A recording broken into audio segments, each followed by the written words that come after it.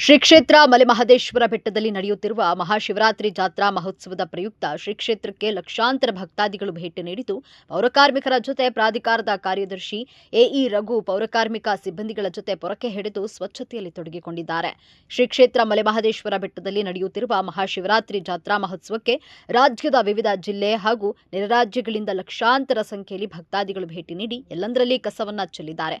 ಬೇಸಿಗೆ ಕಾಲ ಆಗಿರೋದ್ರಿಂದ ಸ್ವಚ್ಛತೆಗೆ ಹೆಚ್ಚಿನ ಆದ್ಯತೆಯನ್ನ ನೀಡಲಾಗಿದ್ದು, ಪ್ರತಿನಿತ್ಯ ಪೌರಕಾರ್ಮಿಕರು ದಿನದ 24 ಗಂಟೆಗಳಲ್ಲಿ ಸ್ವಚ್ಛತೆಯಲ್ಲಿ ಪಾಲ್ಗೊಂಡಿದ್ದಾರೆ.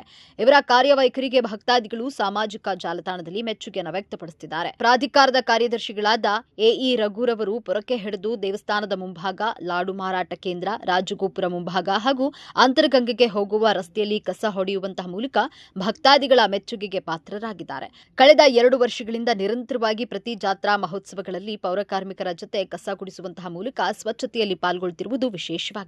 ನಂತರ ಮಾಧ್ಯಮದವರೊಂದಿಗೆ ಪ್ರಾಧಿಕಾರದ ಕಾರ್ಯದರ್ಶಿ ಎಇ ರಘು ಮಾತನಾಡಿ, ರಾಷ್ಟ್ರಪಿತ ಮಹಾತ್ಮ ಗಾಂಧೀಜಿರವರ ಸ್ವಚ್ಛ ಭಾರತ್ ಕನಸು ನನಸು ಮಾಡಲು ದೇಶದ ಪ್ರಧಾನಿಗಳಾದ ನರೇಂದ್ರ ಮೋದಿರವರು 2014ರಲ್ಲಿ ಸ್ವಚ್ಛ ಭಾರತ್ ಮಿಷನ್ ಆರಂಭಿಸಿದ್ದಾರೆ. ಇವರ ಕನಸು ಭಾರತವನ್ನ ಸ್ವಚ್ಛ ಮತ್ತು ಸುಂದರವಾಗಿಸಲು ಗುರಿಯನ್ನ ಹೊಂದಿದ್ದಾರೆ. ಅದೇ ರೀತಿ ಮಲೆಮಹದೇಶ್ವರ ಬೆಟ್ಟದ ದೇವಸ್ಥಾನವು ಪ್ಲಾಸ್ಟಿಕ್ ಮುಕ್ತ ಹಸಿರು ವಲಯ ಪ್ರದೇಶವನ್ನಾಗಿ ಘೋಷಣೆ ಮಾಡಲಾಗಿದ್ದು, ಮಾಸ್ಟರ್ ಪ್ಲಾನ್ ಆವರಣದಲ್ಲಿ ಪ್ಲಾಸ್ಟಿಕ್ ಬಳಕೆಯನ್ನು ನಿಷೇಧಿಸಲಾಗಿದ್ದು, ಪರ್ಯಾಯವಾಗಿ ಮೆಕ್ಕೆಜೋಳ ಹಾಗೂ ಸಬ್ಬಕ್ಕಿಯಿಂದ ಕವರ್ಗಳನ್ನು ತಯಾರು ಮಾಡಿ ವ್ಯಾಪಾರಿಗಳಿಗೆ ಅನುಕೂಲವಾಗುವ ನಿಟ್ಟಿನಲ್ಲಿ ಖಾಸಗಿ ಕಂಪನಿಯ ಮುಖಾಂತರ ಪರಿಸರ ಸ್ನೇಹಿ ಕವರ್ ಪೂರೈಕೆಯನ್ನು ಮಾಡಲು ಕ್ರಮ ಕೈಗೊಳ್ಳಲಾಗಿದೆ. ಮಲೆಮಹದೇಶ್ವರ ಬೆಟ್ಟ ಗ್ರಾಮ ಪಂಚಾಯಿತಿ ಹಾಗೂ ಪ್ರಾಧಿಕಾರದ ವ್ಯಾಪ್ತಿಯಲ್ಲಿ ಮಳಿಗೆ ಪಡೆದಿರುವ ವ್ಯಾಪಾರಸ್ಥರು, ಭಕ್ತಾದಿಗಳು ಪರಿಸರ ಸ್ನೇಹಿ ಕವರ್ಗಳನ್ನು ಬಳಕೆ ಮಾಡುವ ಮೂಲಕ ಮಹದೇಶ್ವರ ಬೆಟ್ಟದ ಪರಿಸರ ಸಂರಕ್ಷಣೆ ಮಾಡುವಲ್ಲಿ ಸಹಕಾರವನ್ನು ನೀಡಬೇಕು ಎಂದರು.